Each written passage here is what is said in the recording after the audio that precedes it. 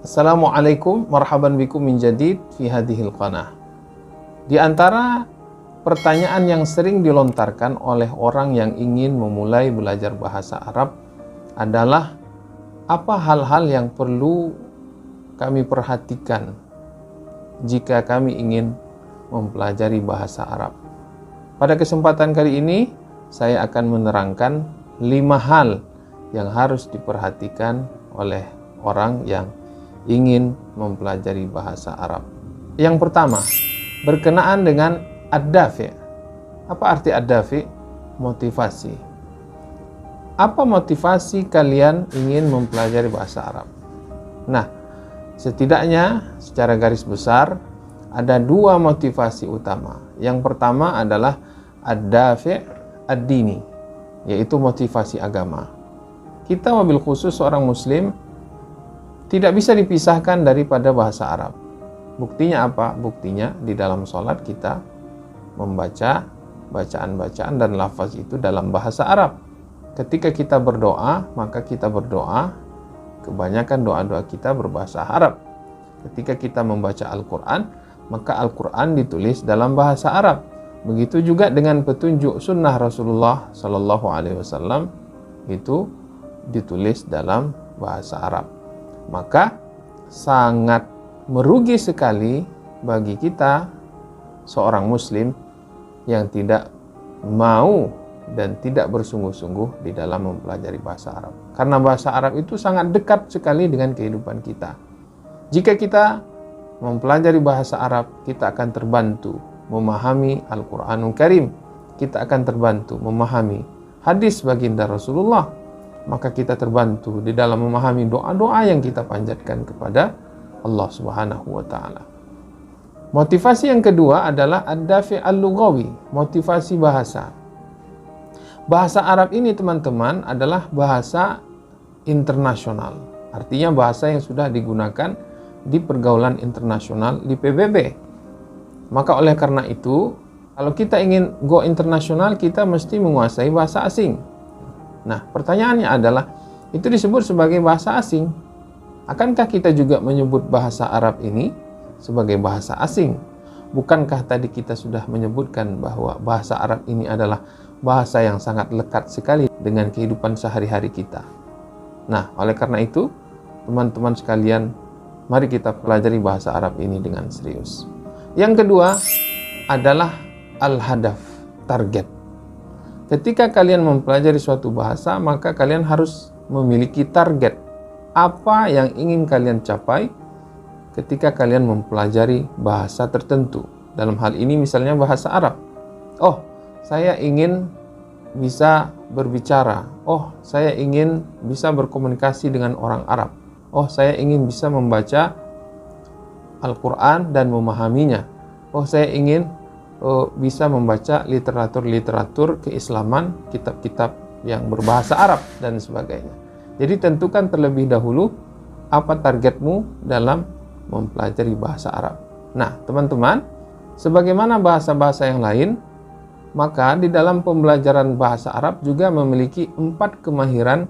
Jadi, pembelajaran suatu bahasa yang sempurna adalah apabila dilakukan pembelajaran terhadap 4 kemahiran ini.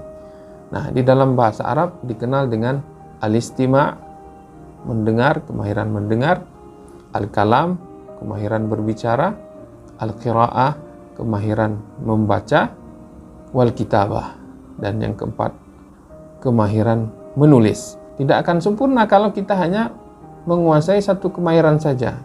Contohnya, ada orang yang bisa membaca kitab-kitab klasik atau kitab-kitab berbahasa Arab, tetapi ketika kita mengajaknya ngomong, berbicara bahasa Arab, nggak bisa. Ya, tidak mampu. Atau sebaliknya, ada orang-orang yang kita ajak untuk ngomong, tetapi ketika disuruh membaca literatur berbahasa Arab, maka dia nggak bisa. Nah, ini juga berarti problem. Nah, pembelajaran yang sempurna, pembelajaran bahasa yang sempurna adalah jika keempat kemahiran ini itu dicapai, yaitu kemahiran mendengar, kita faham terhadap apa yang kita dengar yang berbahasa Arab. Yang kedua, kita mampu mengungkapkan keinginan kita, mengungkapkan maksud kita, kita mampu berkomunikasi dalam bahasa Arab. Yang ketiga, kita mampu membaca literatur-literatur berbahasa Arab. Dan yang keempat, kita juga mampu menuliskan maksud dan tujuan kita di dalam bahasa Arab. Jadi teman-teman sekalian, silahkan tentukan target kalian di dalam mempelajari bahasa Arab ini. Apa target kalian? Hal ketiga yang harus kita perhatikan adalah mulailah belajar bahasa Arab itu dengan mendengar, dengan al-istima'. Kenapa? Karena kita ingin membiasakan pendengaran kita dan otak kita mendengarkan bahasa Arab, mendengarkan kata-kata, mendengarkan kalimat-kalimat atau ungkapan-ungkapan yang berbahasa Arab. Mungkin ada yang bertanya, oh saya tidak paham apa yang dilontarkan atau apa yang diucapkan, apa yang saya dengar saya tidak paham. Tidak mengapa teman-teman. Tugas kalian yang pertama itu adalah mendengarkan walaupun kalian tidak paham. Tujuannya adalah agar telinga kalian terbiasa mendengarkan kata-kata, ungkapan-ungkapan, kalimat-kalimat yang berbahasa Arab, dan kemudian otak kalian mencerna itu dan terbiasa untuk mendengarkan kata-kata atau ungkapan-ungkapan, kalimat-kalimat berbahasa Arab. Nah, selanjutnya itu akan berpengaruh dengan penguasaan bahasa kalian. Ketika kalian sudah terbiasa mendengarkan, maka kalian juga akan semakin akrab dengan bahasa Arab ini. Oleh karena itu, untuk istima' ini, untuk kemahiran mendengar ini, kalian bisa memulai dengan mendengarkan yang simpel-simpel dahulu. Misalnya dari mulai ungkapan-ungkapan sederhana dan kalimat-kalimat sederhana yang familiar di dalam kehidupan kita sehari-hari. Nah, mulai dari perkara-perkara sederhana seperti itu, lalu kemudian meningkat sehingga kemampuan istima' kita semakin baik. Kalian bisa menggunakan kanal YouTube, ya, banyak sekali di situ channel-channel pembelajaran bahasa Arab atau channel-channel berbahasa Arab yang bisa meningkatkan kemampuan mendengar kalian. Selanjutnya, ihfaz. Hafalkan yang kalian dengar, hafalkan yang kalian pernah baca. Mulai dari mufradat. Tapi kita tidak bisa bergantung 100% dengan mufradat ini. Mufradat ini sebagai modal awal lah, sebagai modal dasar. Artinya, ketika kalian tidak mampu mengungkapkan maksud kalian dalam kalimat yang sempurna, kalian setidaknya bisa dipahami oleh orang. Misalnya kalian mengatakan, kalian ingin bertanya tentang masjid. Kalian cuma hafal kata al-masjid dan kata aina. Berarti kalian misalnya mengatakan ainal masjid. Yang seharusnya mungkin lebih komplit lagi kalimatnya. Dalam kalimat yang lebih komplit, hal ta'rifu ainal masjid, apakah kamu tahu di mana masjid? Tapi kemudian kalian mengatakan al-masjid aina atau ainal masjid. Nah, itu sudah lumayan. Nah, itu jika kalian menghafal mufradat. Dan yang lebih baik lagi teman-teman, dibandingkan menghafalkan hanya sekedar kosakata atau mufradat adalah dengan cara menghafalkan al-asalib. Apa maknanya? Ungkapan-ungkapan. Misalnya ungkapan at-tahiyyah, at-ta'aruf, bagaimana berkenalan. Apa ungkapan-ungkapannya? Misalnya, masmuk, min aina ant, aina taskun. Dan jawabannya apa? Nah, itu yang simpel-simpel seperti itu. Ya. Atau misalnya ungkapan rasa sedih.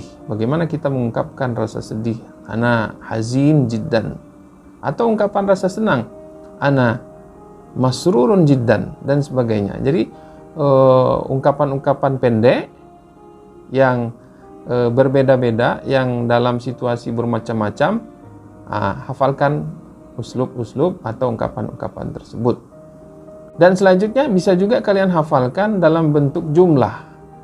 Di mana kita bisa menemukan jumlah atau kalimat ini? Misalnya di dalam al-hiwar, ya, di dalam percakapan-percakapan, dan cari percakapan-percakapan dalam berbagai macam situasi. Misalnya percakapan di kampus, percakapan di kelas, percakapan ketika liburan, percakapan ketika Idul Adha, percakapan ketika hari raya, dan sebagainya. Nah, lalu kemudian kalian hafalkan semuanya itu, yang sewaktu-waktu ketika kalian ingin berbicara, ungkapan-ungkapan itu kalian keluarkan kembali. Seperti itu teman-teman. Dan yang terakhir adalah maris, praktekkan. Tadarrab, banyak latihan. Praktekkan apa yang kalian dengar dan apa yang kalian hafal tadi di dalam kehidupan sehari-hari, di dalam kegiatan sehari-hari. Oh, saya tidak memiliki teman untuk diajak berbicara atau diajak berkomunikasi bahasa Arab. Maka berbicaralah dengan diri sendiri. Bagaimana caranya? Duduk di depan cermin, silakan duduk di depan cermin, lalu berbicaralah tentang diri, tentang berbagai macam hal yang ingin kalian bicarakan. Nah, dengan seperti itu, insya Allah kalian akan terbiasa dengan mumarasah, dengan tadribat yang banyak, ya, latihan-latihan yang banyak, maka lisan kalian akan terbiasa untuk berbicara bahasa Arab. Begitu juga dengan kemahiran-kemahiran Alkitabah, maka perbanyaklah menulis. Kemahiran membaca, maka harus banyak membaca. Kemahiran mendengar, maka harus banyak mendengar. Demikian teman-teman sekalian, mudah-mudahan beberapa hal ini dapat membantu kalian sebagai pembelajar pemula dalam mempelajari bahasa Arab ini. Ila liqa, ma'assalamah. Assalamualaikum warahmatullahi wabarakatuh.